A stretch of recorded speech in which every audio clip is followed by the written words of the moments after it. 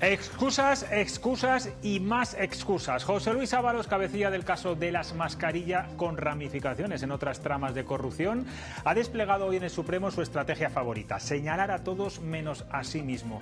Ha cargado contra Aldama, acusándole de aprovecharse del Ministerio de Transportes. Ha apuntado a Santos Cerdán como responsable de la llegada de Koldo. Ha cuestionado incluso a la UCO y se ha desligado de los contratos de las mascarillas, culpando a los servicios técnicos. Incluso ha arremetido contra su expareja, Jessica Rodríguez, a la que dice que nunca enchufó en empresas públicas. Reparto de culpas en todas direcciones, o casi todas, porque en ningún momento ha señalado a Pedro Sánchez, ni una sola responsabilidad política en esa dirección. Y mientras tanto, pese a los indicios y pruebas acumuladas, el exministro socialista ha optado por presentarse como víctima. Dice que su caso ya está juzgado, con una condena previa en la opinión pública y también mediática. Y esto suele ser lo habitual: cuando todo se derrumba, los verdaderos responsables nunca se miran al espejo, prefieren encender el ventilador y apuntar siempre hacia los de abajo. De poco le va a servir esta vez. Aquí arranca Cuestión de Prioridades.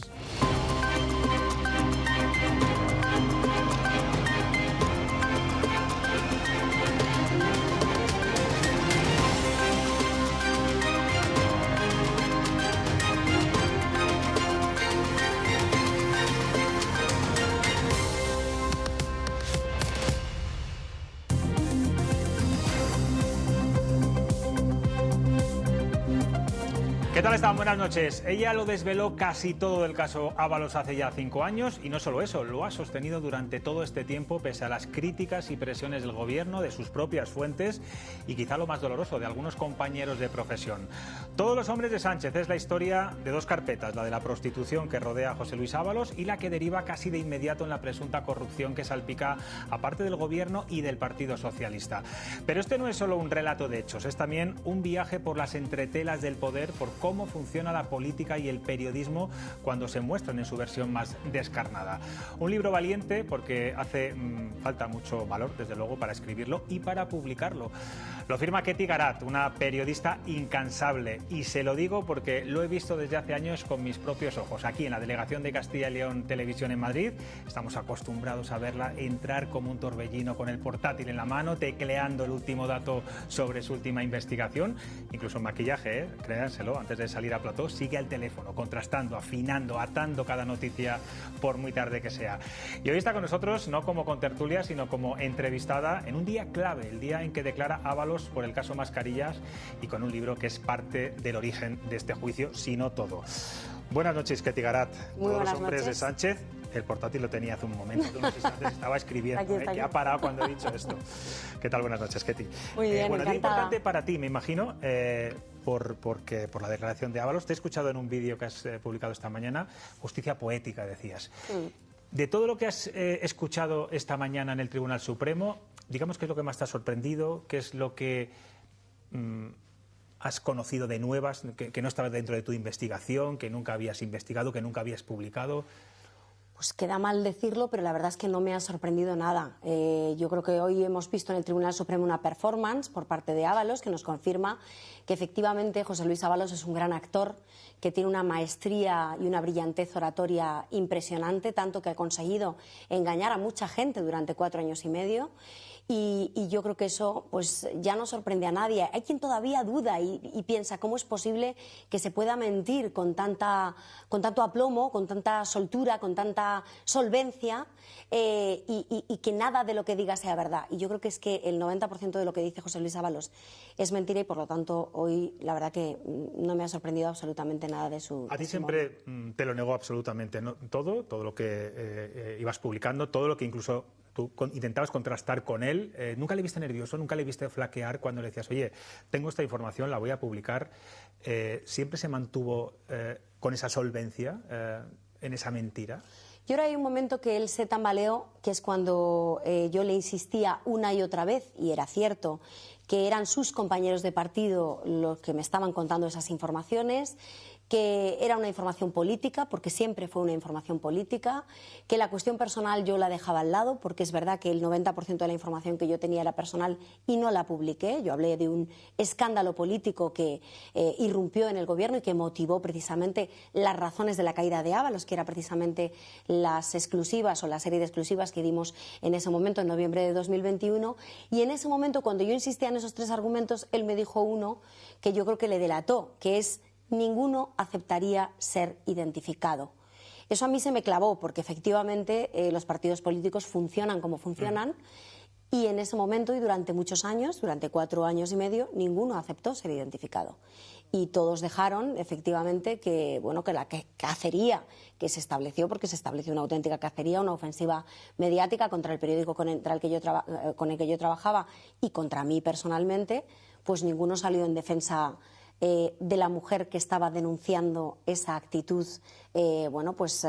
poco acorde con los valores del Partido Socialista, una actitud machista, una actitud que era un escándalo interno en el Partido Socialista y motivo por el cual lo cesan. Nadie salió en defensa del Mensajero. Todos permanecer silentes, ¿no? Poniéndose de perfil, hasta que les reventó en la cara el informe de la UCO en febrero de 2024, que confirmaba gran parte de las informaciones que habíamos publicado nosotros 4 años antes y los sucesivos informes que confirmaban la otra parte de las informaciones. Y la pregunta del millón, Ketty, la que se hace mucha gente: ¿cuánto sabía de todo esto Pedro Sánchez? Porque tú lo dices en el libro. Él de alguna forma no sacrifica a Ábalos por su vida disoluta, ni por ese episodio famoso en el Parador de Teruel, con drogas, prostitución, destrozos en una habitación, sino por la corrupción. Bueno, yo digo en el libro que Pedro Sánchez lo sabía todo y hago un relato sereno, que yo creo que es importante, y yo pido que se lea y que se lea con serenidad.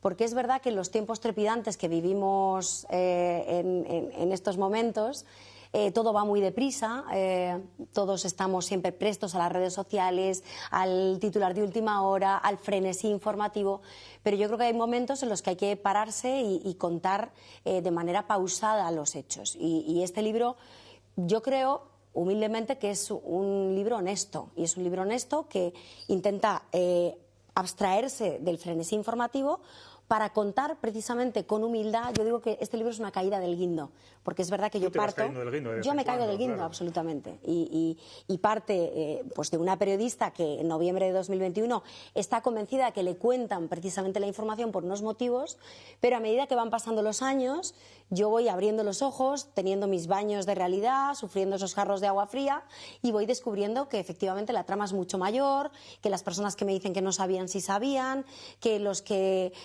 sabían mucho más de lo que decían saber, y voy descubriendo precisamente la cara oculta de las personas que ilustran esta portada de Todos los hombres de Sánchez, y de los que no, y de los hombres y de las mujeres. Y se destapa a mucha gente que miente abiertamente, que utiliza determinados resortes contra el periodista y contra sus propios compañeros de partido. Y por eso digo que yo creo que es un libro honesto, y es un libro honesto que desde esa honestidad va atando cabos, aporta muchísima información exclusiva y hilvana la otra información que ya hemos ido publicando, en ocasiones nosotros y en otras ocasiones otros compañeros de otros medios de comunicación. Hilvanándolo todo, se entiende perfectamente que Pedro Sánchez lo sabía. Yo te he oído decir, y lo has dicho aquí en este programa, que Pedro Sánchez acabará en los tribunales. Aldama apunta al número 1, como Pedro Sánchez. Koldo y Ábalos en ningún momento le mencionan. Pero claro, Ketty, a día de hoy, ¿qué pruebas hay para llegar a esa conclusión? Yo creo, puede que me equivoque y me pongas ahí el vídeo y diga, tienes razón, pero yo creo que nunca he dicho con tanta consistencia o contundencia a acabar en los tribunales. Yo he dicho mi opinión de que no es descartable que a Pedro Sánchez le acaben imputando, porque yo creo que efectivamente hay varias tramas en las que puede acabar imputado. Uno de ellas es la investigación sobre su mujer. Aquí se aportan 2 informaciones, yo creo que muy importantes.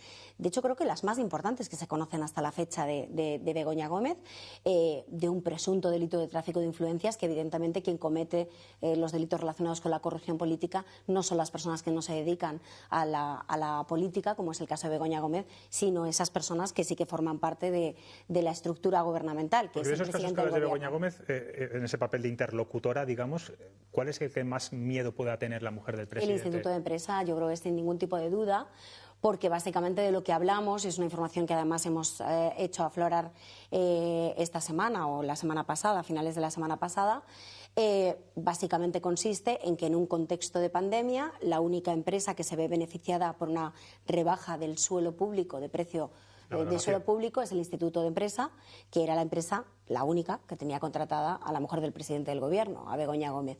Y que hay en ese contexto, de hecho el otro día Víctor de Aldama dice en sede judicial que él intenta comprar esos edificios del Instituto de Empresa, en el llamado Campos de Velázquez, en María de Molina con la calle Velázquez, en Madrid, los edificios tradicionales de la SEPI, y que no lo puede comprar porque básicamente los quería Begoña para ella. Esto no es así, esto no es verdad. Begoña Gómez no quería comprar ningunos edificios en María de Molina, lo que pasa es que Begoña Gómez conocía del interés que desde hacía muchos años manifestaba el Instituto de Empresa por ese complejo. De hecho, el primer edificio del Instituto de Empresa lo alquila en ese complejo en 2010, el segundo en 2013 y el tercero en 2017. Begoña Gómez es contratada en 2018 y es en 2020 cuando se produce esa rebaja del precio del alquiler. Yo creo que esto... Es un pago de favores, digamos, ¿no? Bueno, de hecho, a mí, como me lo cuentan hasta 8 fuentes diferentes de la SEPI y de SEPIDES, que es el organismo público a través del cual, adscrito a la SEPI, se firma ese contrato, por cierto, por parte de la mano derecha de María Jesús Montero, que era Antonio Cervera, el presidente de SEPIDES, hoy director de presupuestos en el Ministerio de Hacienda. Bueno, como me lo cuentan, es que es un trato de favor escandaloso y que había gente de la órbita, por cierto, de María Jesús Montero, del entorno del Partido Socialista, que internamente en SEPI hablaban de un auténtico escándalo que se hubiera puesto encima de la mesa esa imposición de María Jesús Montero, impuesta a Bartolomé Lora, el entonces presidente interino de la SEPI, porque ya había dimitido Vicente Fernández Guerrero, básicamente para beneficiar a Begoña Gómez y a los intereses de Begoña Gómez en ese contexto empresarial, ¿no?, del Instituto de Empresa. En el capítulo 10 hablas de la financiación regular, entre comillas, del Partido Socialista. Yo no sé si la financiación ilegal la que puede hacer caer el Gobierno, es verdad que es la línea roja que siempre han marcado los socios de Gobierno, el propio partido se está investigando en la Audiencia Nacional. Más allá de lo que ha dicho Koldo, de lo que ha dicho Aldama, de los soles, de las chistorras, ¿hay más pruebas que puedan llegar a la conclusión de que ha habido financiación ilegal? ¿Crees que de aquí o en la Audiencia Nacional se va a dar esa conclusión, va a haber esa sentencia? Fíjate, yo creo que hemos entrado en una vorágine documental de tal magnitud que en este país, que estábamos acostumbrados a ver, por ejemplo, con estupor y con bochorno y con desasosiego los papeles de Bárcenas, precisamente del caso Bárcenas o del caso Gürtel, y ver el nombre del presidente del Gobierno, M.R., ¿no? De repente vemos una cantidad, una ametralladora de pruebas documentales de tal calibre y de tal magnitud a lo largo de los últimos 4 años, que cuando llega el momento en el que yo publico la famosa caja B de José Luis Ábalos en el despacho oficial de la calle Balbina Valverde número 6, nadie se inmuta o llama la atención durante 2 días, pero parece que se digiere con mucha ligereza y con mucha facilidad.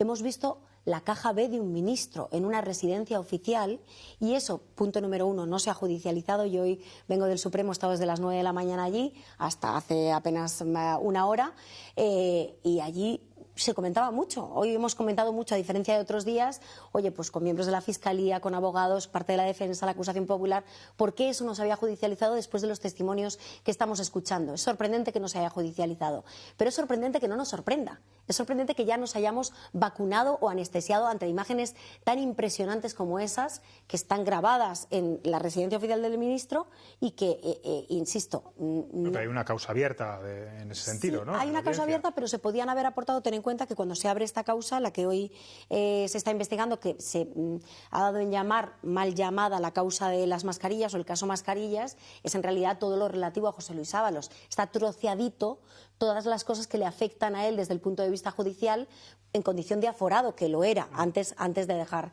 de serlo. Y ahí se podía haber incluido, por ejemplo, precisamente esas pruebas documentales que no se solicitaron. A mí en ningún momento la justicia me ha solicitado esas pruebas documentales, que yo habría aportado encantada. Con eso lo que quiero es responder a tu pregunta de la falta de pruebas. Nos faltan alguna prueba más, precisamente, del estupor o de la gravedad y la dimensión y la envergadura de una causa, efectivamente, que nos ha llevado incluso a meternos hasta la cocina de la residencia oficial del ministro y comprobar el manejo bochornoso que utilizaban de dinero bueno, pues opaco y de dinero irregular en un cauce desde luego no declarado.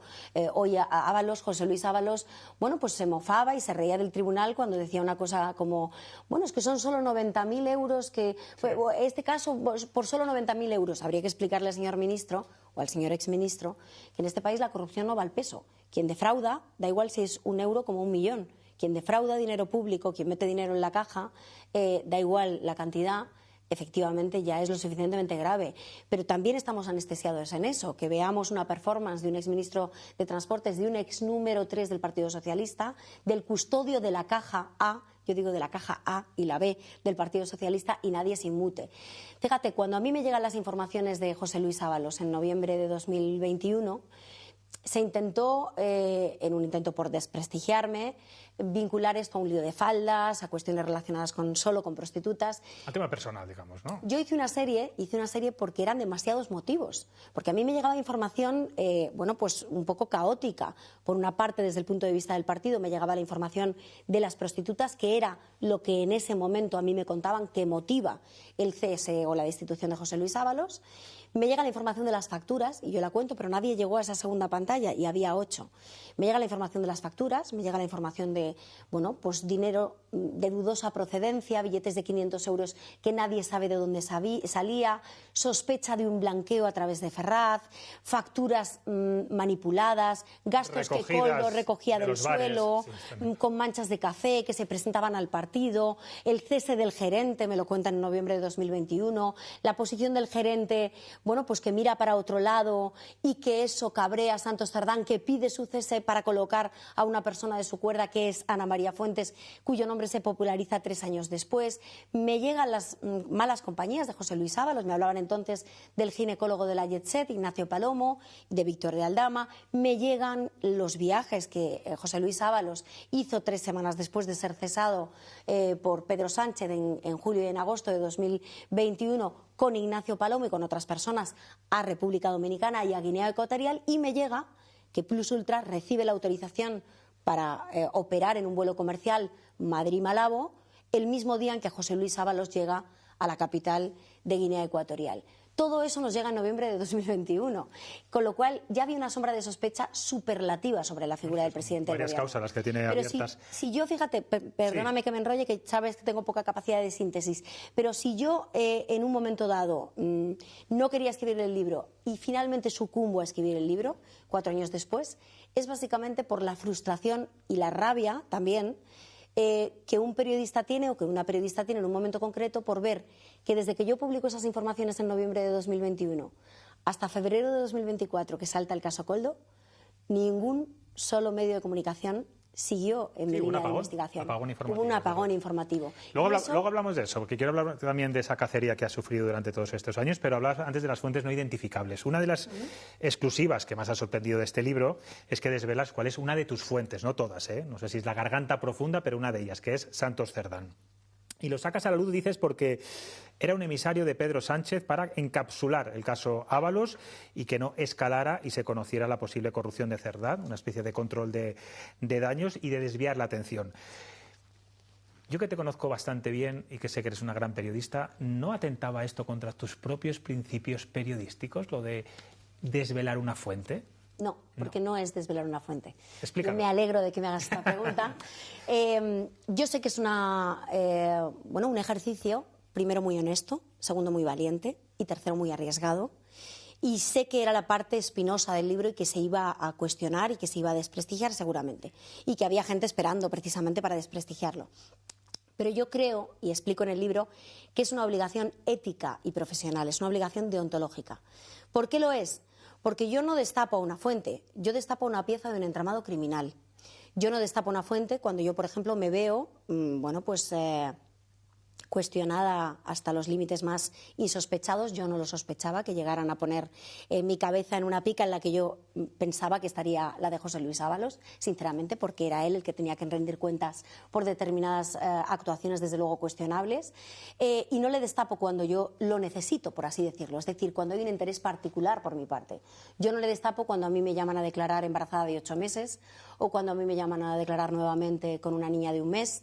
No lo destapo cuando yo sé que él miente en sede judicial y falsea todas nuestras conversaciones. ¿Le destapas porque te está utilizando de alguna forma? No, le destapo cuando yo me doy cuenta que es una pieza de un entramado criminal. Cuando a mí me llega un empresario, al que yo llamo el empresario del 20%, y me cuenta 4 años después, en 2024, de que a mí Santos Cerdán me cuente todo eso, es decir, cuando ya no se puede considerar o no puede computar pues, mi frustración, mi rabia, mi ira, o el despecho, o el cabreo con esa fuente que te está traicionando. No es una cuestión personal, es una cuestión de interés general, cuando de repente, efectivamente, hay un empresario que me dice Santos Cerdán es el testaferro de Ábalos. Y ese es el día en el que yo superlativamente me caigo del hilo. Tú creías que estabas ayudando a limpiar el Partido Socialista junto a él y lo que estaba haciendo él es tapar su propia corrupción. Claro, de alguna forma, bueno, sí, no sé si te estaba utilizando, pero mientras te filtra información de Ábalos, él se está corrompiendo. Bueno, desde luego lo intenta, y desde luego lo que yo cuento y en lo que yo caigo efectivamente, y no caigo en 2021, ni en 2022, ni en 2023, sino en 2024, cuando ese empresario llega y nos empieza a contar efectivamente que esta pieza, que esta persona es la persona a la que a diario reporta Koldo García, que hay una trama dedicada a cobrar el 20% de comisión para el Partido Socialista a cambio de agilizar contratos de obra pública y contratos en general, que se llama el Grupo Acelerador, que está presidido por Pepe Ruz, y que Santos Cerdán es la pieza, bueno, pues que dirige desde el Partido Socialista como secretario de organización una posición, una atalaya institucional que antes ocupaba José Luis Ábalos. Es en ese contexto y es en ese momento cuando yo veo efectivamente que Santos Cerdán es una pieza de la trama, y cuando entiendo, que es lo más importante, que a mí me mandan a Santos Cerdán, y por eso es un paracaidista que me suelta información, desaparece a los 2 días y no vuelvo a saber nunca nada más de él, con el único intento de tapar la corrupción, es decir, de que yo no pasara, como me dijo una feminista del Partido Socialista, de la carpeta de la prostitución a la carpeta de la corrupción. Por eso yo creo que los periodistas tenemos que ser valientes en ocasiones para dar pasos arriesgados. Hay una frase de Melchor Miralles que a mí me encanta y la repetiré hasta que me muera, porque la he entendido desde el desgarro personal de haber padecido estos 4 años, bueno, pues una crisis reputacional, yo creo que inmerecida, que es contar la verdad, caiga quien caiga, como si quien caes eres tú. Y mi caída ha durado 4 años, pero creo que ahora, bueno, pues voy recuperando posiciones. Yo creo que sí, yo creo que te has colocado muy por encima de donde estabas hace 4 años. Rápidamente, ¿dónde está todo el dinero de las mordidas? ¿Dónde están esas empresas, el empresario del 20% del que tanto hablas en el libro? Claro, ese dinero, que es dinero público. Ahí establecemos una estructura financiera. Yo estoy acostumbrada a hablar en plural porque es la inercia de los periodistas informativos, no tanto opinativos, pero es verdad que yo establezco, habiéndome metido muy en el fondo precisamente de un entramado criminal y de unos empresarios que colaboran porque ven precisamente que están siendo estafados por un poder político que entronca precisamente en el Partido Socialista y en el Gobierno, o una parte del Partido Socialista y el Gobierno. Y hay una estructura financiera que está en el extranjero y que en el extranjero ha ido cambiando de manos y ha ido cambiando de destino. ¿El dinero lo encontrarán? Pues no lo sé, pero que el dinero está fuera, yo no tengo ninguna duda. Ketty, hemos querido hacerte hoy un pequeño homenaje, casi en modo de dibujo. Chema Nieto, hoy en su viñeta diaria, te ha dibujado. No sé si te va a doler un poquito al principio, pero tranquila, porque luego es casi un masaje. Vamos a verlo.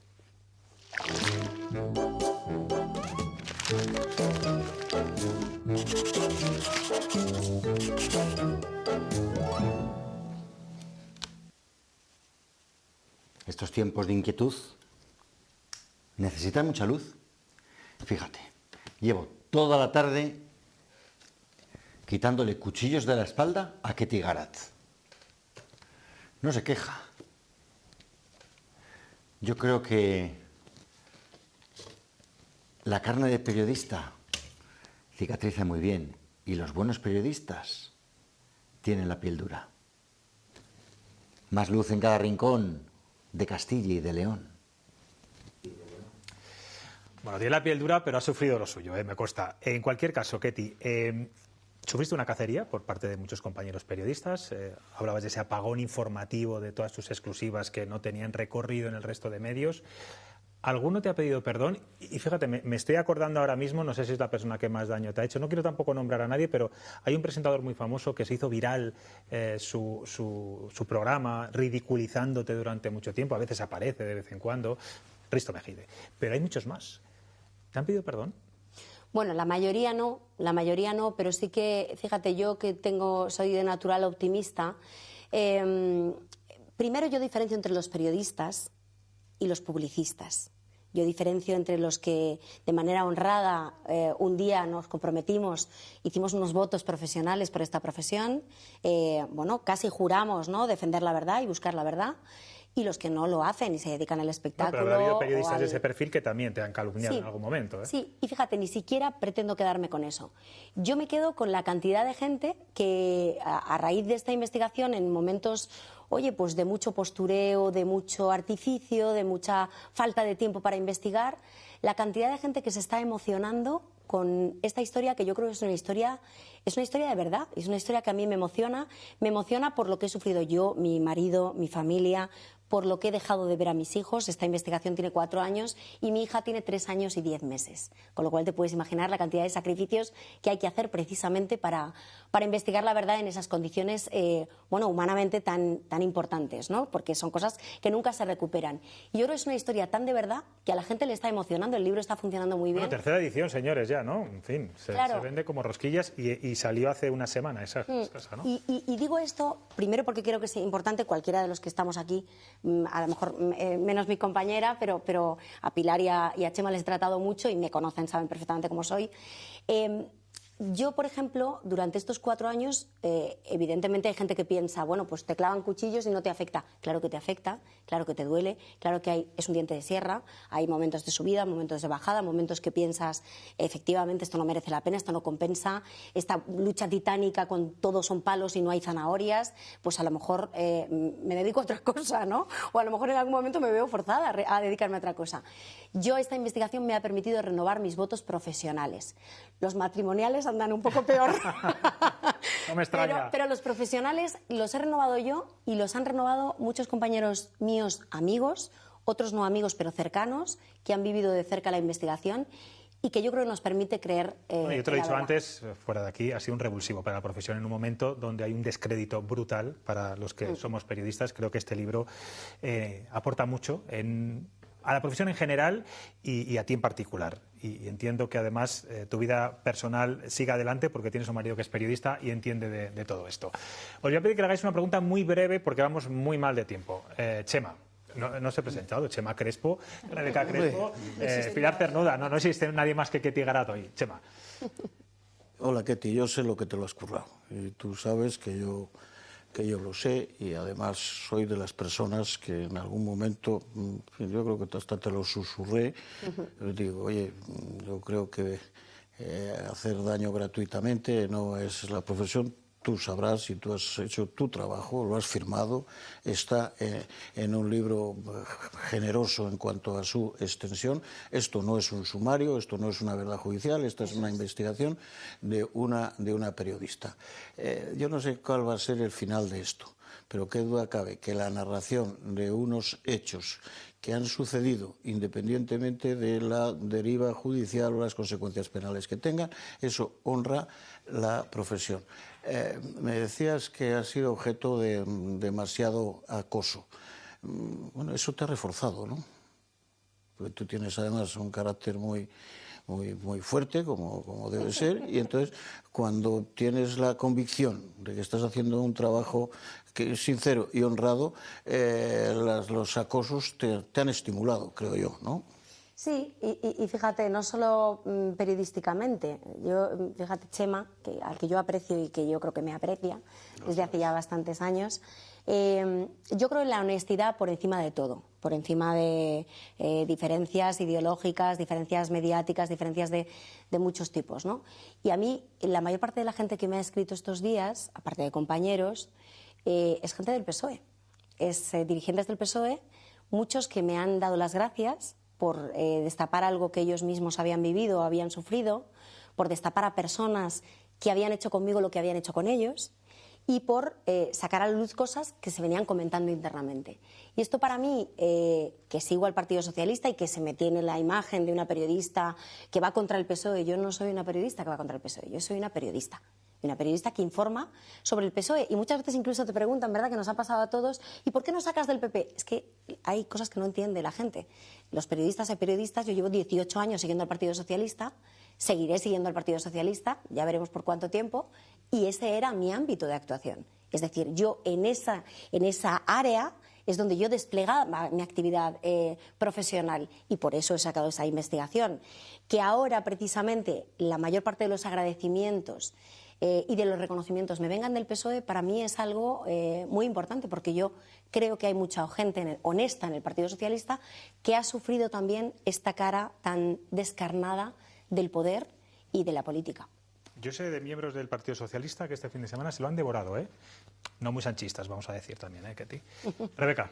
Bueno, enhorabuena, Ketty, que todavía no me lo he podido leer, pero bueno, espero hacerlo muy pronto.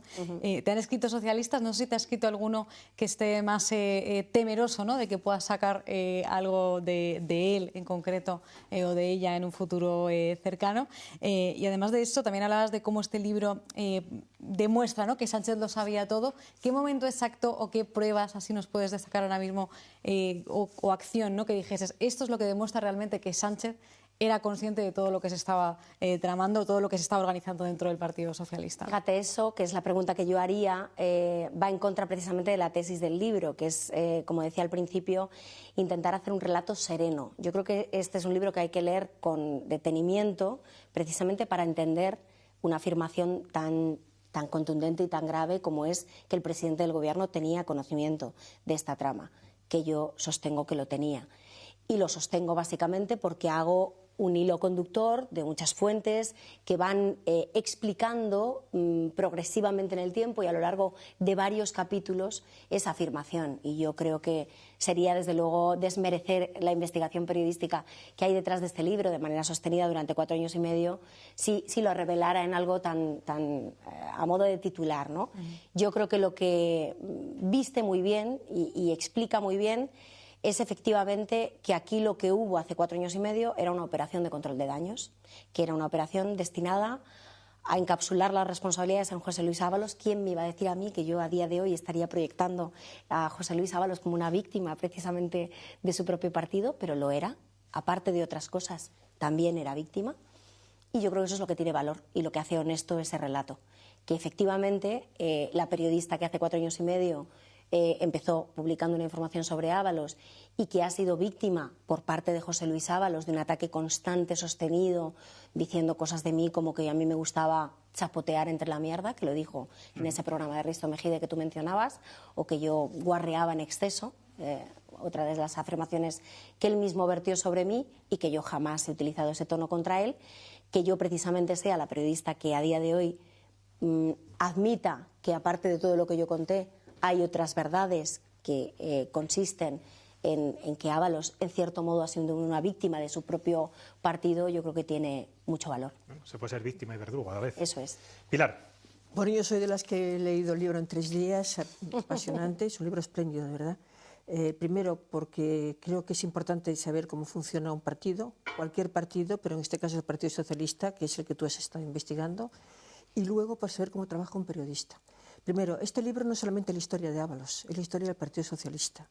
Y al leerlo, la barbaridad de información, te das cuenta de por qué en este momento el partido está tan roto y ha dejado gente de muchísima valía en el camino para poner al frente a personas que no han tenido absolutamente ningún empacho en actuar, pues bueno, rozando la Constitución y en algunos casos yendo hacia el otro lado de la Constitución.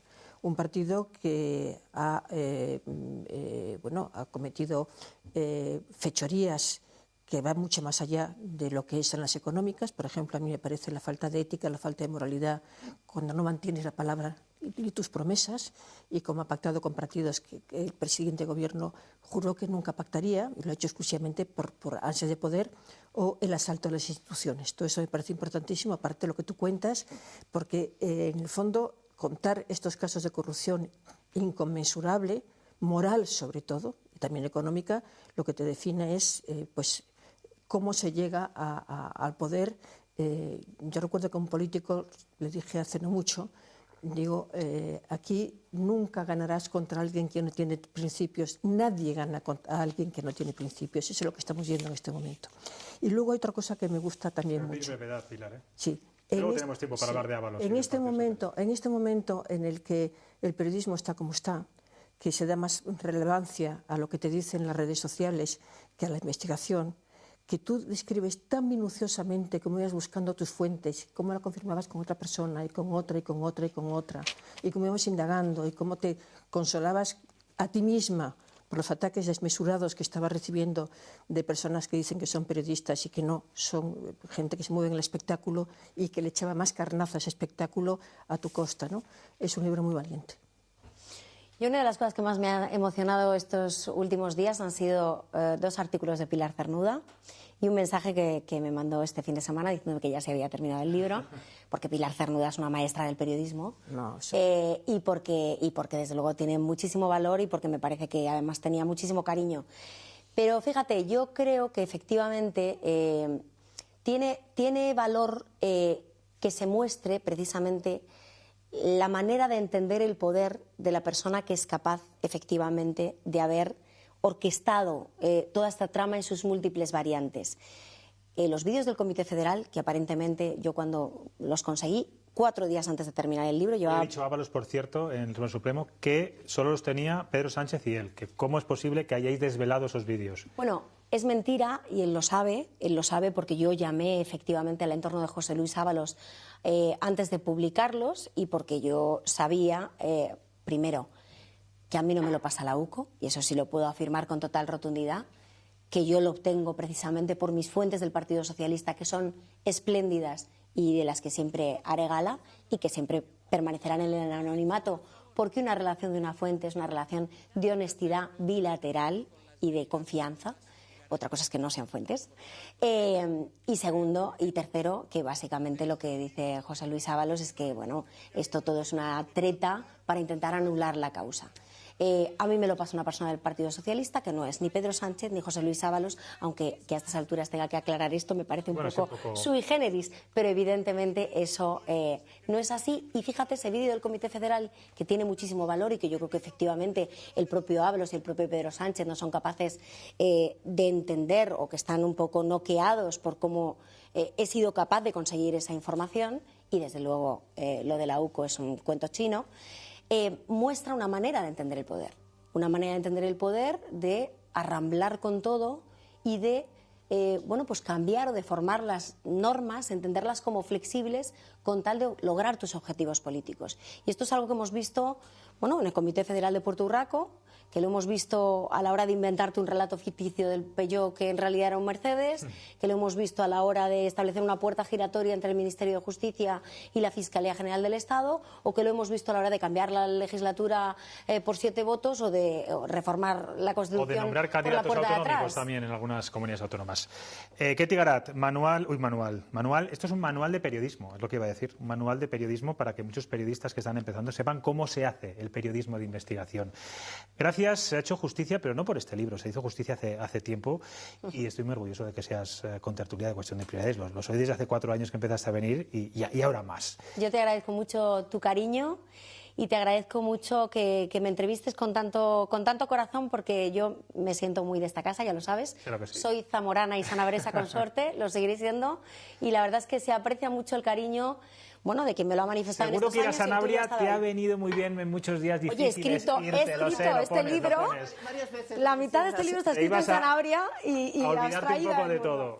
Gracias, Ketty. A ti, siempre. Bueno, enseguida seguimos con los contertulios analizando la actualidad del día.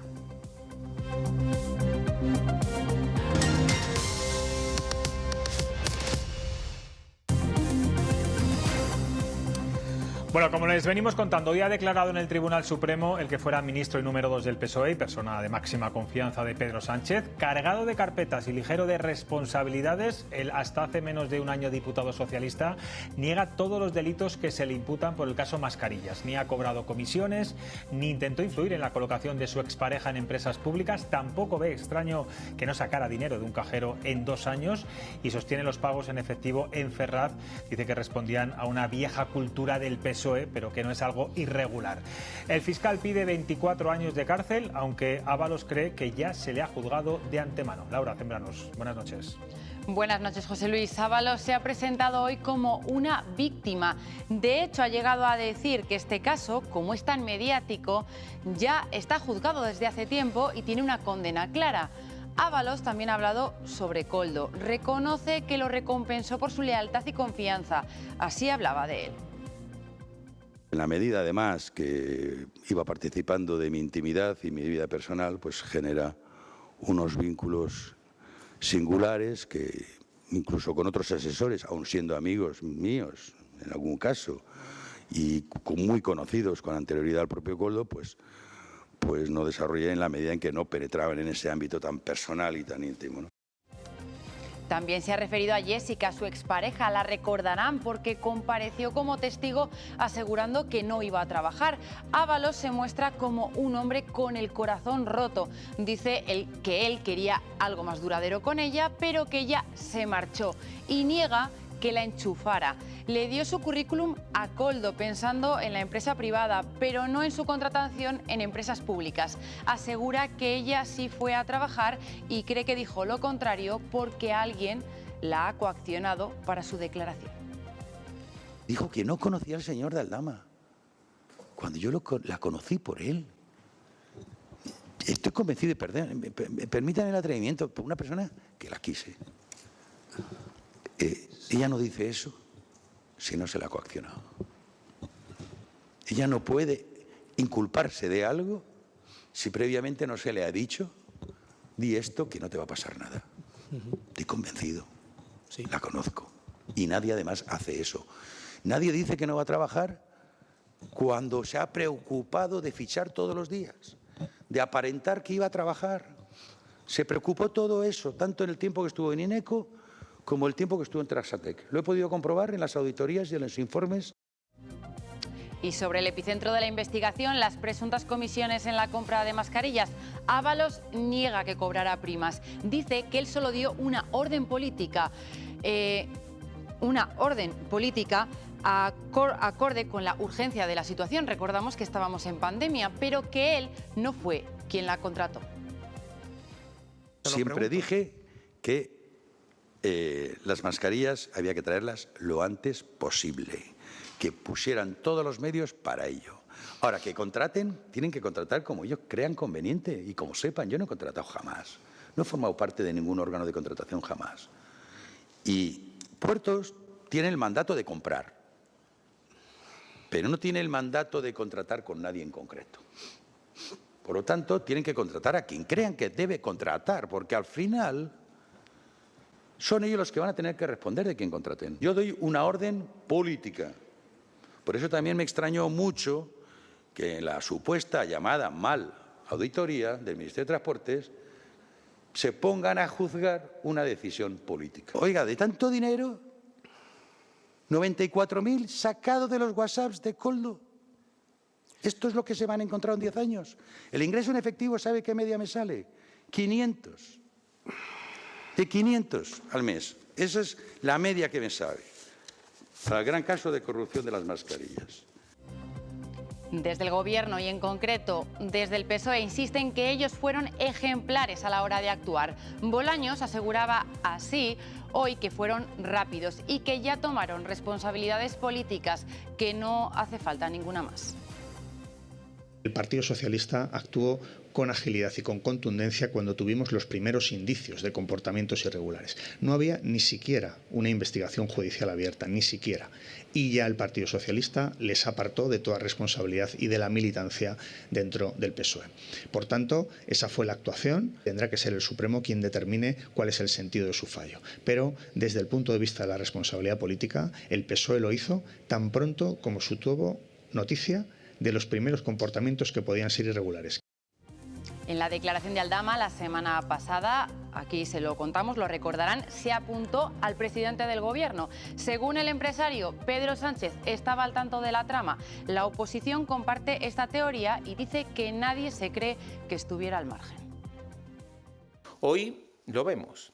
La imagen más fiel del primer juicio al sanchismo es la de Ábalos declarando en el Supremo. El número uno de esta trama de corrupción y de esta mafia es Pedro Sánchez. Nadie se cree que Pedro Sánchez no supiera nada de todo eso.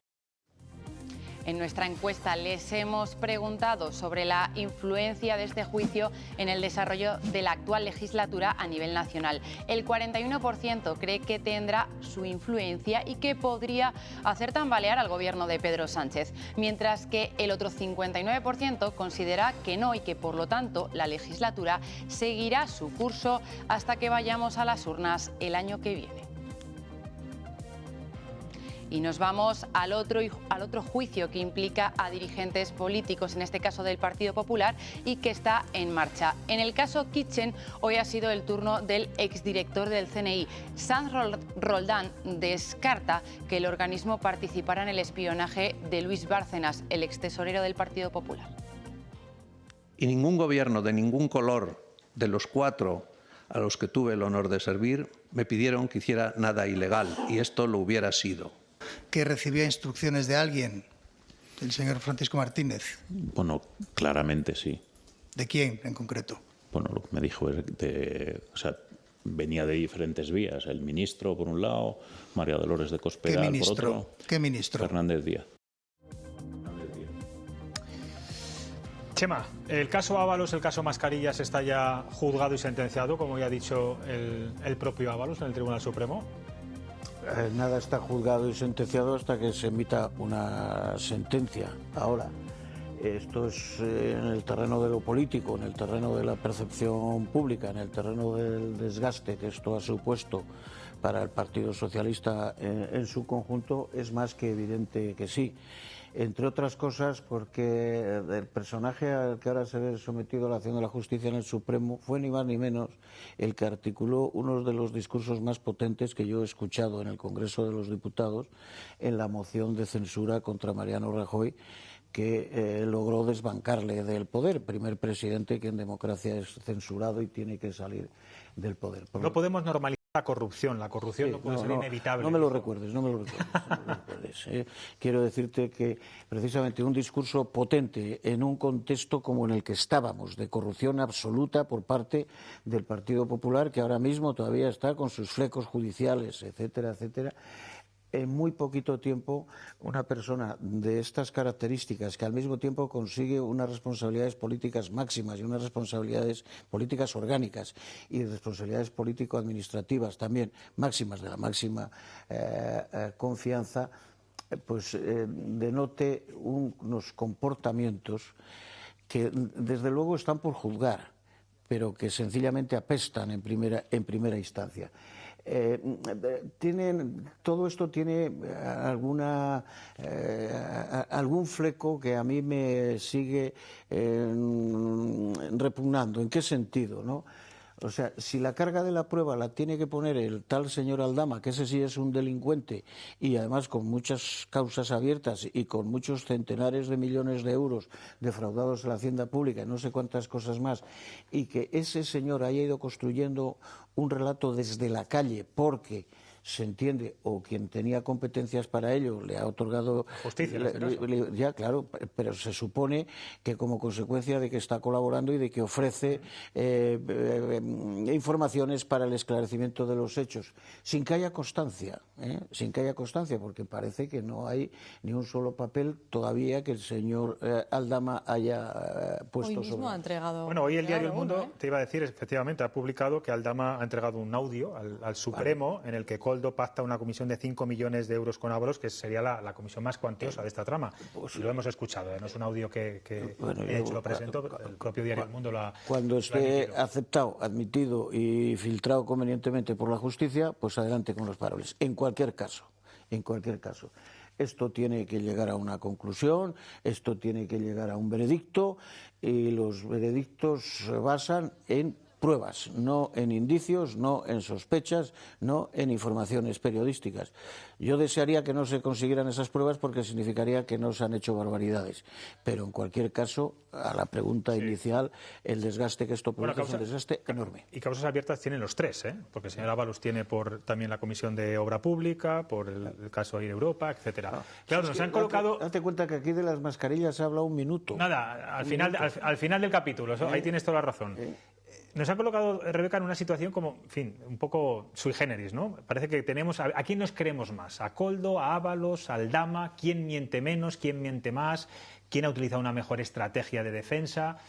Cuando no debería ser así, pero es verdad que bueno que estamos en ese posicionamiento en ese momento, y los debates, en las tertulias, incluso en la calle muchas veces se habla de esto, ¿no? Yo me creo más a uno que a otro. Aldama tiene condena, Hombre, yo me creo, independientemente de que Aldama sea un delincuente, como estaba diciendo Chema, me creo más a quien y reconoce los delitos, También lo reconoce, a quien de momento reconoce esos delitos, a quien de momento la justicia le ha otorgado cierta credibilidad, y por eso por eso Aldama ahora mismo no está en prisión como sí lo están Koldo y Ábalos, ¿no? Yo creo que hoy ya ha empezado a aportar esas pruebas, ese audio, ¿no?, que confirma esa comisión de 5 millones de euros por la venta del cuartel general de la SEPI. Es un audio, ¿no?, que él ha pedido que además se pueda escuchar en el Supremo, y ya ha aportado esa prueba. Y además me parece muy interesante todo lo que comentó de las donaciones del partido la semana pasada en su declaración, que yo creo que es una de las pruebas que se pueden demostrar de que algo raro ahí ocurría, ¿no?, en ese aumento del dinero de las donaciones que estaba recibiendo el Partido Socialista en plena pandemia. Estamos hablando de que en plena pandemia, en pleno confinamiento, que es a lo que se refirió Aldama, y así se prueba por las cuentas públicas del Partido Socialista. Los tipos de donación en esos un 200% del aumento, precisamente en el confinamiento, de las donaciones que recibía el partido, donaciones privadas. O sea, resulta que justo en el momento de la pandemia, en el que evidentemente todo se redujo, en el que los negocios cerraron, en el que las cuotas de afiliados también se redujeron, las donaciones que de repente recibió el Partido Socialista aumentaron un 200%, ¿no? Resulta que la gente, y el Partido Socialista lo ha confirmado porque está en las cuentas que se han hecho públicas, pero ellos dicen que bueno, que era por la solidaridad, ¿no?, del momento de la pandemia. Vaya, o sea, resulta que a los españoles les entró la solidaridad para con el Partido Socialista, ¿no? En vez de dárselo a una ONG o a cualquier asociación que en aquel momento estaba haciendo labores importantísimas respecto a la pandemia, decidieron dárselo al Partido Socialista. Estamos hablando de que en 2019 había 276.000 euros en donaciones, y en 2020 esos 276.000 euros pasaron a 838.000 euros.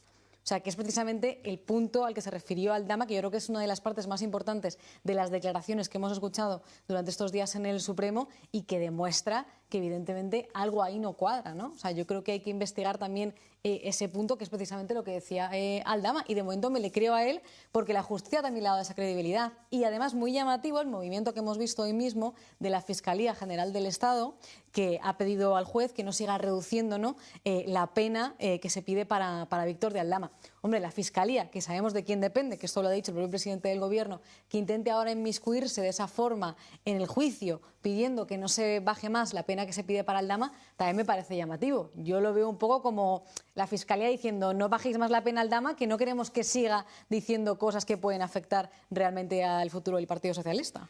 No, pero vamos a ver, yo respecto de... Bueno, 30 segundos. Un segundo y ahora le digo. 30 segundos, Pilar.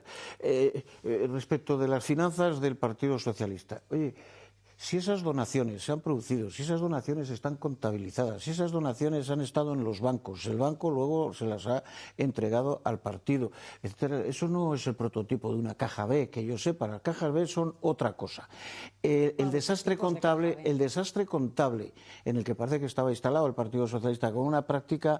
reconocido hoy por el señor Ábalos, que claro, que era un poco la vieja... Si es que yo tengo memoria de eso, que te llegaba la gente de los pueblos, venían, y tal. Ahora, de lo que se trata es que ese dinero en caja que tiene el partido a disposición de los que vienen y tal, ¿cuál es el origen? Y si el origen está acreditado, aflojemos con el asunto de la financiación ilegal, ¿eh? Bueno, el caso es que el señor Ábalos hoy, de verdad, lo digo en serio, daban ganas de darle una propina, porque él habla de que casi está en la miseria, que vive con su hijo, después de... Claro, pero ¿cómo puede ser? Si se le está acusando de mordidas, no tengo nada. Pero lleva no tengo nada. Lleva así desde el principio, desde que se publicó las primeras informaciones. Ábalos es una persona, tú lo conocerás muy bien, yo lo conozco menos, pero le conozco, es una persona muy atractiva para un periodista, porque da mucha información, es un tipo muy expresivo. Caía muy bien a los periodistas. Claro, va muy bien a todos. Con lo cual, bueno, pues hoy nos ha hecho falta, hemos tenido que hacer mucho esfuerzo para verlo como una persona... Pero ¿y esa imagen, por ejemplo, romántica y tierna que ha querido hoy también desvelar en el Supremo para, yo creo, quitarse esa imagen de mujeriego? ¿También te la has creído, Pilar? Vamos, en este... ¿Eso a quién le importa? Es lo que te decía. Mira, lo que menos me importa es lo de las prostitutas, excepto... ¿Quién lo paga? Con el hecho... excepto el hecho de que las colocara en empresas públicas. Claro. Eso es lo que me parece lo delictivo. Por lo menos a lo eso que me refiero yo, de claro, quién lo paga. lo otro mes caprichos con dinero público. A eso voy. Claro. Dinero público, efectivamente, los 1.500 euros que le pagaban por viaje, el alquiler también de la casa. Todo eso. Por eso digo que eso... El capítulo prostitutas, bueno, lo ha dicho antes Ketty Garat, no es un capítulo personal, es un capítulo de dinero público, fundamentalmente. Segundo, dos cosas. Tú, Ketty, habéis hablado de victimismo, ¿no? Y estamos hablando del victimismo, y la crónica mía de hoy también iba victimismo. Hombre, que se ponga como víctima me parece tremendo. Que estemos dando desde el Gobierno la impresión de que no ha pasado nada, de que se tomaron decisiones, como ha dicho, acaba de decir, lo acabamos de ver ahí, lo ha dicho esta tarde, Bolaños, se tomaron en cuanto hubo indicios, inmediatamente se tomaron decisiones expeditivas, lo ha dicho también la portavoz del Gobierno. Hombre, no nos chupamos el dedo, por Dios, que ustedes han estado 4 años poniendo a parir a quienes daban informaciones, fundamentalmente a Ketty, que demostraban que no había trigo limpio en todos los mandos del PSOE. Había gente, por lo menos, que hacía chapuzas y había muchos datos para pensar que había delincuencia. Yo fui de las que el lunes pasado, cuando fue la declaración de Aldama, pues en la crónica no hay pruebas, que fue la misma reacción que tuvo el Partido Socialista y la misma reacción que del Gobierno y mucha gente, como yo, periodistas. Bueno, por la tarde hablé con un juez porque me decían, ¿pero qué cosa estás diciendo? Claro que hay pruebas. Y hablé con el juez y me dijo, claro, vamos a ver, las pruebas no se presentan cuando es un juicio. Las pruebas se presentan durante el proceso de investigación. Claro que hay pruebas. Lo que tienen que estar haciendo ahora las investigaciones, dice, cuando va a deliberar ahora el jurado, el tribunal, lo que corresponda, es cuando va a analizar las pruebas que son el efecto de la investigación que ha puesto en marcha el propio juez, bien la Policía Judicial, bien que puede ser la UDEF, si es policía, o bien la Guardia Civil, si la corresponde. Entonces, tú no te levantas, señor juez. Sí, tengo aquí este WhatsApp donde decimos que es el número 1. Yo no he estudiado Derecho y he visto muchas películas de americanas de juicios y yo pensé que efectivamente, pues no, las pruebas ya están entregadas. Ahora, ¿son perfectamente demostrativas de que hay delito? Eso lo verán ahora los tribunales. Hay una cosa, al hilo de eso, que yo entiendo poco de casi nada ya. Bueno, yo por eso pregunto, No, pero te voy a decir, pero las pruebas no tienen que estar a disposición del acusado también cuando se ha iniciado el juicio. Claro, bueno, de eso es lo que se está... Porque uno se defiende frente a pruebas. ¿Cómo te defiendes de Aldama, que las cosas que diga en programas nocturnos? Bueno, de eso es lo que se ha quejado el abogado de Koldo y el abogado de Aldama, los dos, que querían que conocieran, sobre todo el de Koldo. Ha dicho, vamos a ver cuándo me van a dar las transcripciones de las conversaciones. Es decir, ahora, yo no entiendo ya, porque no es que no entienda, es que no lo sé. cómo funciona exactamente la justicia en un caso así. Pero es decir, que pruebas o supuestas pruebas lo hay. Todos los que en caso, desde un punto de vista político. Ahora, lo de Aldama, lo de Ábalos hoy. Hombre, es que ha sido, parecía el niño Jesús de Praga. Caramba, que es que o sea, es una cosa, los acusados tienen que utilizar todas sus artes para defenderse. De acuerdo, pero no están ni obligados a decir verdad. Es el papel de enamorado, que por cierto ya lo hizo Pedro Sánchez, lo de venderlo enamorado, que estaba también de la esposa. Lo importante aquí es enamorado, ¿a costa de quién? ¿No? Y con el dinero de quién, que es lo que interesa a los españoles. Y no mezclemos cosas, ¿eh? Bueno, yo digo que han utilizado los dos ese argumento de que estaban muy enamorados, que es lo que ha dicho él también sobre seguramente lo estaba y lo ha tenido algún desliz también, porque al hablar hoy sobre las ofertas, ¿no?, que habían llegado a transportes, en un momento dado ha dicho, ha reconocido que llegó a decir a alguien que sería bueno que hubiese más ofertas, ¿no? Es decir, como que ya tenían una en concreto que habían seleccionado y que sería bueno que hubiese más ofertas. Lo que no ha añadido, pero que completaría esa frase, es para que no cante tanto, ¿no?, que efectivamente tenemos a una empresa ya que va a ser la adjudicataria del concreto y del contrato y que la tenemos ya seleccionada. Estábamos en pandemia, con lo que eso implicaba, que mal utilizado pues fue un desastre, es decir, la relajación de los mecanismos de control para hacer acopio y aprovisionamiento de las dichosas mascarillas, de las necesarias mascarillas. A pesar de todo, parece que todavía el Ministerio, con todos los chanchullos que hubiera, compraba por la mitad de precio de lo que pagaban en la Comunidad de Madrid por lo mismo, o en el Ayuntamiento de Madrid. No hablemos de eso, porque la Comunidad de Madrid... es que esa historia la conocemos algunos que nos preguntamos. ¿Os acordáis que hubo una reunión de estas online? De coordinación, sí. De presidente de gobierno con los presidentes autonómicos. Y en esa reunión, en la segunda reunión que hubo Isabel Díaz Ayuso llegó tarde. ¿Lo recordáis? Que fue muy criticado porque era una reunión importantísima. Venía de Barajas. Venía a Barajas porque la vez anterior que habían traído un avión contratado por la Comunidad de Madrid con material sanitario, se quedó con ella el Gobierno central. Y entonces, cuando llegó el segundo avión, que fue precisamente durante esa reunión, Ayuso dijo: yo voy al aeropuerto a ver si alguien se atreve a decirme ¿cómo se llama eso? Cuando te cogen lo que no es que me requisan mis mascarillas. Me requisan el avión. Y por eso se fue. Bueno. Es decir, y yo recuerdo, me pasó a mí, con un médico amigo, con el que nos vio a un grupo de personas para facilitarnos material, mascarillas y eso, cuando en las farmacias no había nada, sí. Lo sabemos muy bien, y nos vio a un grupo de pacientes suyos, y nos dijo, ¿tienes más para más gente? Y dijo, no, me lo han requisado. Comprado yo con mi dinero, me decía él, y me lo han requisado. Entonces, mira, era un momento de emergencia y lo mejor es un tupido velo, porque yo entiendo que el gobierno, que efectivamente... Pero una cosa, Pilar, es pagar a precio desorbitada las mascarillas, que es lo que hicieron en muchas administraciones, porque había que salvar vidas. Bueno, pero otra cosa es quedarse con comisiones desorbitadas. Eso es muy distinto, pero esa es la cuestión. Pero quiero decir que el trasiego... de ciertos lotes de mascarillas, ¿no? O sea, eso desde un ministerio, claro, efectivamente. Mascarillas que se quedaron años en un político, Rebeca. Si el PSOE trata de perimetrar todo este caso, todo este juicio, toda esta trama... exclusivamente, o encapsular, que me gusta mucho ese verbo, a Aldama, a Ábalos y a Koldo. ¿Esto significa que el Partido Socialista va a quedar totalmente sin ningún tipo de pena, ni de pena política, ni de pena jurídica? Quiero decir, estamos hablando... Porque claro, incluso hoy haciendo una especie de resumen, me apuntaba yo por aquí, Koldo reconoce que cobraba cada vez unos 5.000 euros, es lo que dijo la semana pasada, sin ser cargo del Partido Socialista, solo por los gastos. Aldama apunta a Pedro Sánchez. Sin pruebas, es verdad, veremos a ver si las tiene. Y hoy Ábalos admite cierto, tú lo has dicho antes, descontrol en la caja de Ferraz. No sé si podemos hablar de financiación ilegal, seguramente que no, pero sí, al menos, de que algo no funcionaba bien desde un punto de vista de las cuentas. Ha habido dirigentes en el seno del partido, y yo no sé si al final... yo creo que lo intentaron, personarse el Partido Socialista como persona jurídica por sentirse estafados por las artimañas del Koldo, Ábalos y compañía. Es decir... Porque si yo tengo la caja de... Pero no lo hicieron, no llegaron a tanto. No le dejaron personarse. Pero hay algo que has hecho, José Luis, que me gustaría No, pero a ver. No, pero es que tiene que ver contigo, tengo que ir con esto, vamos. Has dicho, la corrupción del Partido Socialista.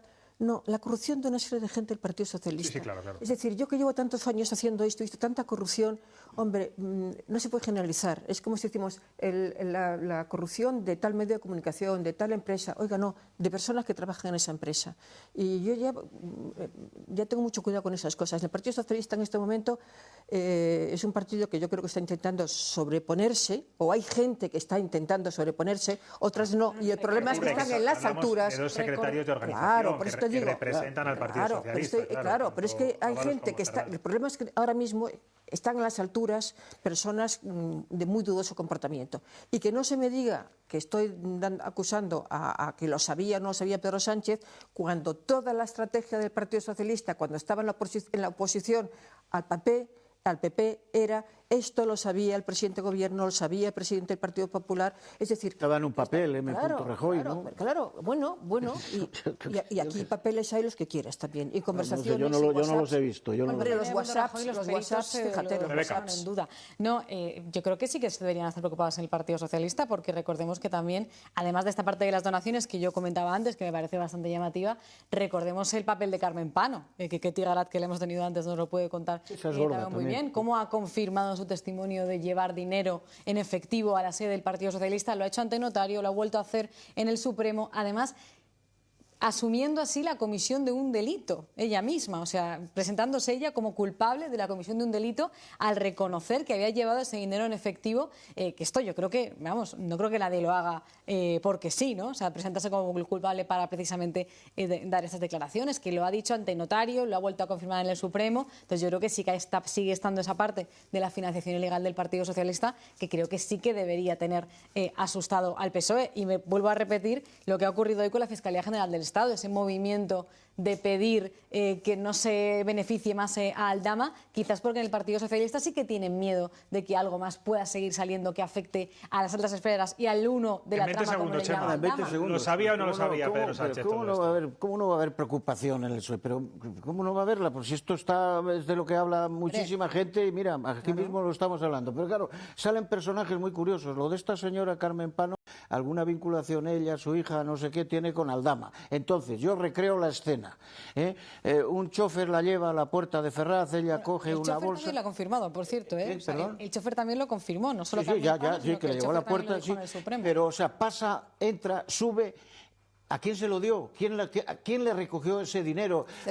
¿Cómo es eso? Celia, que resulta que Celia era la secretaria de Ábalos. Aquí hay personajes, Pilar, aquí hay personajes que son tremendos, o sea, hay personajes que no son trigo limpio, ninguno. Vamos a ver, ninguno. Yo no creo, pero vamos... Dentro y fuera del PSOE. Hablamos de personajes... Dentro del PSOE se han ido asumiendo, las responsabilidades están fuera. Sí. Ahora, que vaya alguien que es con una relación directísima con Aldama, que diga que coge no sé cuántos miles de euros en una bolsa, lo sube a no sé qué planta, se lo deja allí a alguien. Bueno, usted puede decirlo, se está incriminando, igual que Aldama, se está incriminando. Por eso ahora Bolaños ha anunciado que se le presenta una querella porque no puede sacar la tristeza que produce todo esto como española, la tristeza, es que aparte de que hay personajes efectivamente terribles, que hablamos del hermano del presidente de gobierno, el que está procesado, y la mujer del presidente de gobierno que está procesada. Es decir, no ponemos solamente estos personajes que han salido ahora en estas operaciones,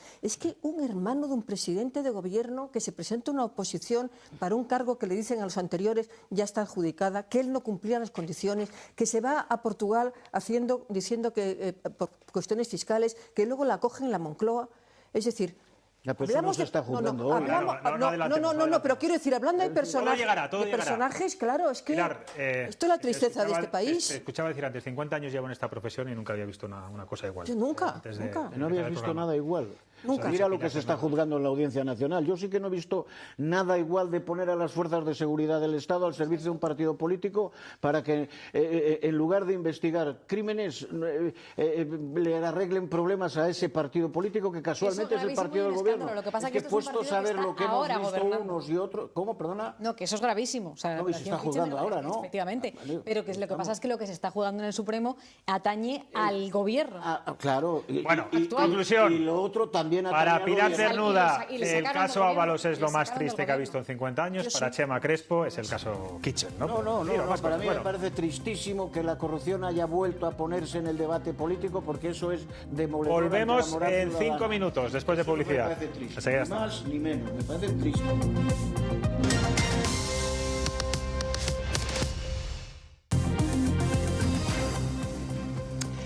Estamos de vuelta. El presidente de las Cortes de Castilla y León se reunirá este miércoles y jueves con los partidos para designar candidato a la investidura. De momento nada se sabe de las negociaciones entre Mañueco y Vox para alcanzar un acuerdo de gobierno, aunque todo indica que habrá que esperar a las elecciones andaluzas. En cualquier caso, los contactos son muy discretos. Algo, Laura, que pues no gusta nada al portavoz socialista. Sí, Carlos Martínez critica que se esté tardando tanto en formar gobierno. El líder de los socialistas en Castilla y León le recuerda que aquí en Castilla y León existen problemas pendientes de resolver y que la comunidad no puede permitirse esta parálisis. Problemas que tenemos que resolver desde el punto de vista del Ejecutivo Autonómico, desde el punto de vista de la Consejería de Sanidad de la Junta de Castilla y León, y que no pueden esperar a los tiempos del señor Mañueco, a los tiempos de los acuerdos del Partido Popular con Vox desde Madrid, a los acuerdos de Feijóo y de Abascal. Bueno, estamos en el cuarto día de la campaña electoral andaluza y los decibelios ya están por encima de lo debido. Santiago Abascal ha llamado este fin de semana a Pedro Sánchez chulo putas, y allí donde acude le jalean sus seguidores, con bastantes ataques al presidente. Feijóo, por su parte, toma distancia de estos insultos y el PSOE acusa a Vox de haber perdido los papeles. Laura. Sí, de hecho, se lo vamos a mostrar ahora. Santiago Abascal, en plena intervención ante los medios, y así gritaban algunos de sus simpatizantes contra Pedro Sánchez. A mí lo que me sorprende es que cuando tenemos un presidente con todo su entorno familiar y político imputado, procesado o directamente en la cárcel, cuando tenemos un presidente que, según Koldo, logró... Estaba preguntando, perdón. ¡Hijo de puta! ¡Pedro Sánchez! ¡Hijo de puta! ¡Pedro Sánchez! ¡Hijo de puta! Cuando tenemos un presidente que... Bueno, está la gente enfadada, ¿no? Luego algunos se extrañan de que haya insultos. Bueno, y entre tanta tensión y crispación, hoy tenemos una muy buena noticia que darles y que nos alegra a todos. Sí, hablamos de Borja Semper. Llevaba 10 meses apartado de la política por un cáncer de páncreas y hoy, con la enfermedad superada, ha sido recibido así, con los aplausos de sus compañeros de partido. Se reincorpora al comité de dirección del Partido Popular y también como portavoz y vicesecretario de Cultura del PP. Bueno, pues nos alegramos muchísimo por esa recuperación de Borja Semper, una persona moderada que necesita este país en estos momentos. Rebeca, ¿cómo estás viendo la campaña de Santiago Abascal en Andalucía, esos ataques al presidente del gobierno? No sé si consideras que ante un momento, un canutazo donde estás escuchando insultos tan gruesos al presidente, ¿él debería apaciguar o no? Bueno, es que a mí me llama la atención cómo se ha vendido aquí ahora mismo, he de decir, de reconocer, porque yo creo que esos insultos hacia Sánchez no es que solo se escuchen en los canutazos de Santiago Abascal o que solo se escuchen en los mítines de Vox. Es que los hemos escuchado en muchos sitios. Es que el presidente no puede salir a la calle sin que no le insulte a alguien. Esos cánticos que hemos escuchado ahí, que a mí me parece, yo no soy partidaria de ellos, aprendiendo que cada uno es libre de decir lo que considere. Los hemos escuchado en conciertos, en estadios, en la calle, en los alrededores del Congreso. Quiero decir, no son cánticos que solo se escuchen en los canutazos de Santiago Abascal o en los mítines de Vox. Eso no es cierto, eso no es real.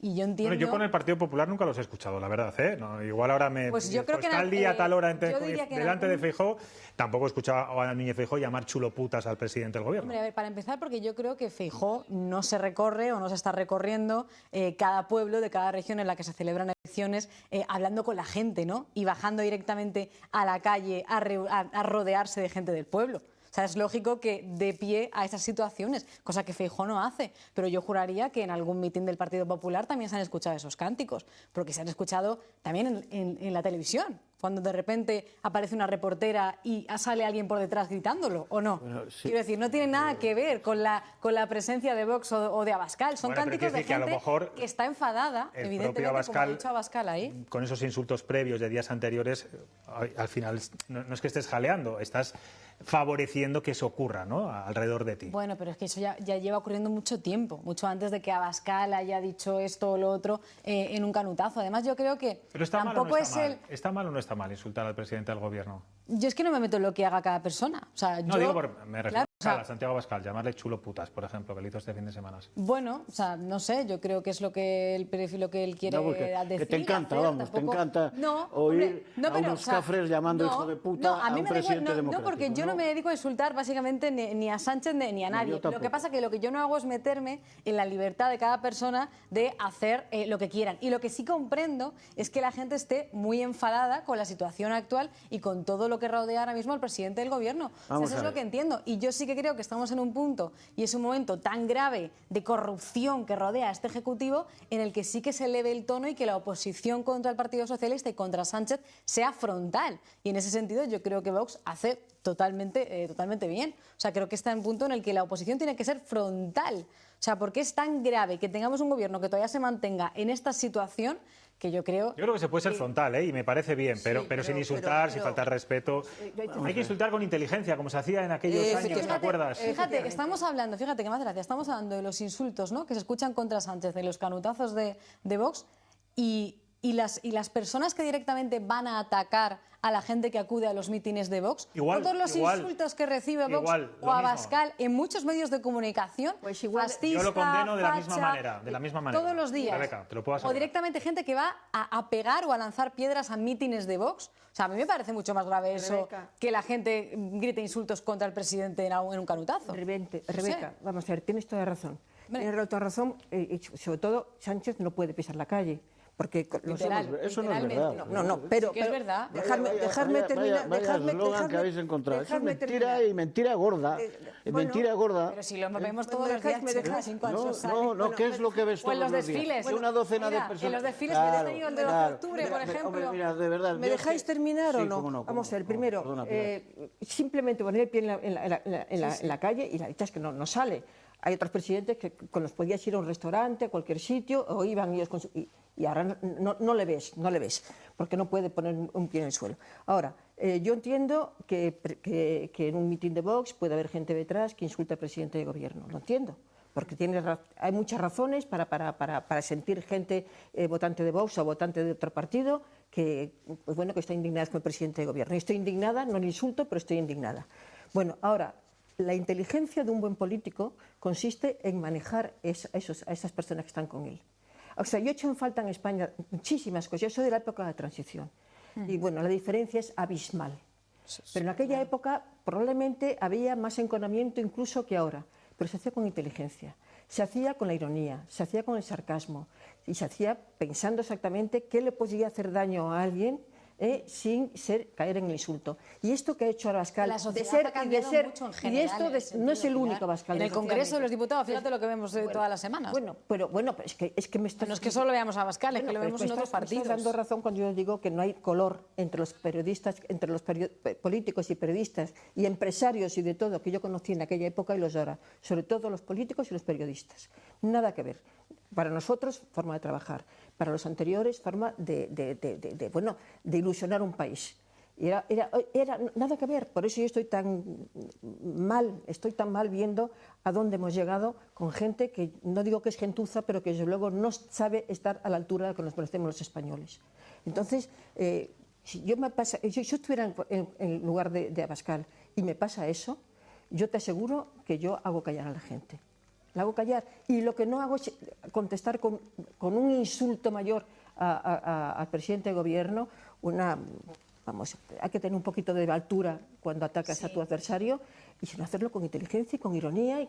Pero vamos, no de esta manera. Yo no quiero un político de cualquier partido que utiliza como baza electoral o baza de su propuesta el insulto y la descalificación personal. No, Pero la es están decir, utilizando quienes van y además es que podríamos, perdona, revisar mira, qué es lo que ha hecho Abascal todas las veces que alguien ha gritado eso en un mitin. De acuerdo. Muchas veces habrá mandado a callar, otras veces ha guardado silencio, como es el caso, para que pudiesen escuchar los periodistas lo que él estaba diciendo y ha parado de hablar. O sea, son diferentes actitudes dependiendo de cada momento. A la masa en ciertos momentos. Impresentable. En muchos momentos lo ha hecho. Impresentable, me parece. Yo entiendo la desesperación, porque es un clásico además, la desesperación de la derecha cuando cree que ya ha ganado, que va a ganar, y luego le ocurren cosas y no acaba ganando, lo encaja muy mal, muy mal. Sí. Que estamos en unos tiempos en los cuales la política tiene una extrema complejidad, como consecuencia de que así lo han querido los ciudadanos, que han votado una pluralidad que hace el país poco menos que ingobernable, porque esa es la realidad, y que nuestro sistema democrático establece que aquí gobierna aquel que logra el apoyo parlamentario suficiente, y el apoyo parlamentario suficiente con sus artimañas, con sus compromisos, con sus ofertas, lo que queramos, política, a fin de cuentas. Lo tuvo Pedro Sánchez y no ha habido capacidad de construir una alternativa para censurarle y mandarle a su casa. Mientras esté en el ejercicio del poder, para eso está el Parlamento y más cosas. Leña al mono, que para eso están. Pero la leña al mono es descalificando sus políticas, presentando alternativas, criticando lo que no marcha, pero es que se da la circunstancia de que de manera insospechada para algunos, nuestro país está en uno de los momentos económicos más dulces y de empleo y de generación de riqueza y de seguridad social y de cotizantes y tal. ¿Cómo qué hombre? ¿Para quién? ¿Cómo? No, es que me hace mucha gracia cuando se habla de los datos macroeconómicos y no, yo no te hablo de datos. Perdóname tú a mí ahora, escúchame tú a mí ahora que estaba hablando yo. Oye, el régimen, tener cotizantes en la seguridad social por encima de lo que habíamos obtenido nunca, ¿eso es macroeconomía? ¿O eso es gente que está generando derechos a futuro? ¿Que los salarios son bajos y son insuficientes? Porque no es lo mismo. Que ya en esa trampa ya caímos, ya cayó mucha gente, pero yo personalmente no he caído. A ver si vas a saber tú más que la OCDE, el Fondo Monetario Internacional, la Unión Europea, que reconoce que España está en un buen momento, que no es suficiente. Es lo que vivo como española y lo que viven los españoles. Si soy yo el primero que te dice que los salarios no alcanzan y que por lo tanto ya hay mucha tarea. Pero eso no se resuelve llamando hijo de puta al presidente del gobierno por políticos. A los ciudadanos yo creo que tienen derecho a estar perfectamente cabreados. Pero eso, empezó la presidenta de Madrid, hombre. Empezó la presidenta de Madrid, experta en crispar. Y por cierto, afortunadamente para todos, y esto es un programa en Castilla y León, España no es Madrid, que lo sepamos todos. Muy bien. En cualquier caso, hay que repartir culpas a todos. Hay ministros que atacan e insultan a los periodistas. Esta señora que ha estado aquí, Ketty Garat, ha recibido insultos gravísimos por parte, por ejemplo, del ministro Óscar Puente. O sea, absolutamente de acuerdo. Hay que meter a todos en el mismo saco. Rebeca, Pilar, Chema, gracias por estar aquí. Estamos aquí, vamos a relajarnos un poco. Nos vamos. 10:30 mañana. Descansen y disfruten. Adiós.